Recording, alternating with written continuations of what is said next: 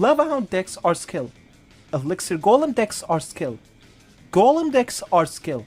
And before any cycle player gets a stroke, 2.6 is skill, Expo is skill, and Log Bait is skill. There isn't a single deck you can create in this game that is no skill, as the skill doesn't really depend on the deck you are running, but depends on another I can name a few.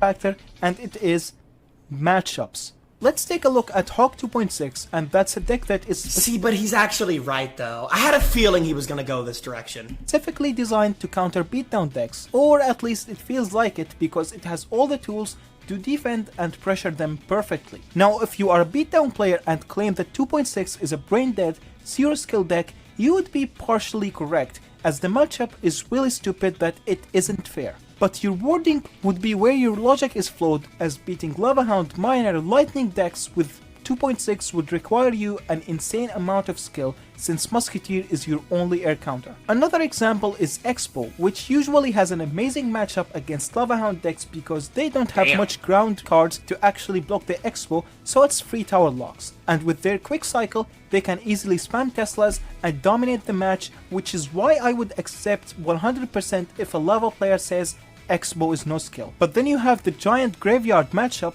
making Expo the most skillful deck on existence. Yep. If you manage to win that matchup. Like, the Giant Graveyard player has got to be an actual bot to lose such a matchup, because that deck is sometimes literally used by pros to snipe Expo, as it's a free win. And the examples can keep going on and on forever. I guess what I'm trying to say is we as a community are ignorant for calling an entire deck no skill. Instead, we should become more mature and realize that the core issue is just the matchups. Now, this will upset a few people, but cycle decks on average tend to have less polarizing matchups in general